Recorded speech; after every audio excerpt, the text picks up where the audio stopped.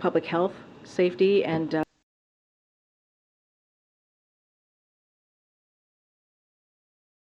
Despite the ban from a federal judge, the White House says it is going to continue to urge social media sites to promote responsible actions. Listen.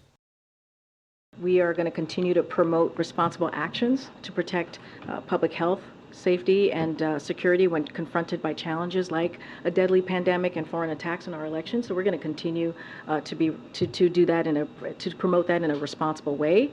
Our view remains that social media platforms have a critical responsibility to take action or to take account of the effects of their platforms are having to the American people. Or you could say we want them to say what we want them to say.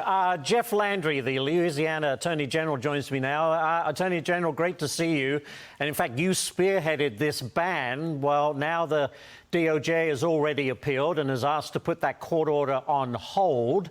I mean, does this case make it all the way to the U.S. Supreme Court? What do you think? I think it does. Look, I've been saying since last year that this is arguably one of the most important First Amendment cases, certainly in modern history. I mean, what we're seeing is a transition from the real and physical public square to a virtual public square, and the First Amendment should be transposed from one to the other.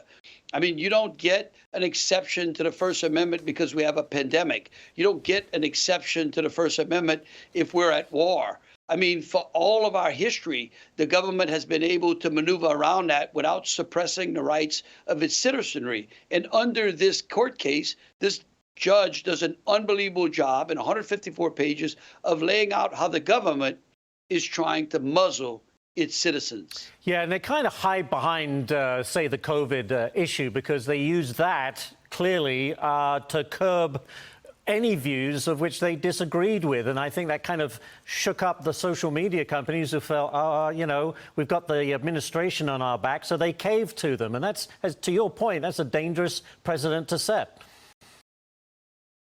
That's correct. I mean, look, that's a violation of the First Amendment. If the government creates an agency, if they coerce some person, some private actor, to basically engage in conduct that otherwise they would be prohibited from under the Constitution, then guess what?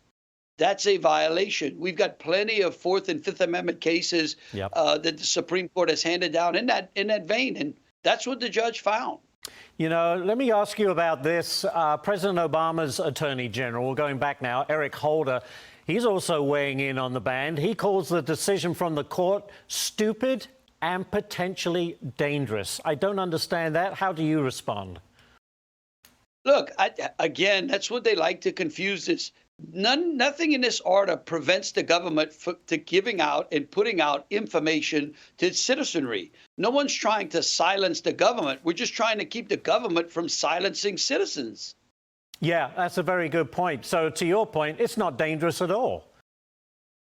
No, it's not dangerous at all. The government is free to go out there. The problem is that the Americans have had lost more and more credibility with the government. In other words, they just don't believe the government anymore. Right. Why? Because the government does things and then they do one thing and then they do another. They say one thing and it turns out not to be true. And so that's what creates the disinformation and misinformation. It's the government's credibility that's the problem, not the First Amendment, not the Constitution. It's the Biden administration's hypocrisy. I'm interested, Attorney General, how did you end up spearheading this? I mean, obviously it's something that's very important to you, but how did you end up taking the lead? Well, look, back then, now U.S. Senator Eric Schmitt was the Attorney General of Missouri. Him and I and our staffs basically worked on this legal theory, and we used case law from Fourth and Fifth Amendment cases where we said, well, wait a minute, if the government creates an actor, if they go to a private citizen, ask them to go into your home and search for something that they believe, some criminal activity they believe you're engaged in, then guess what? That's a Fifth and Fourth Amendment violation.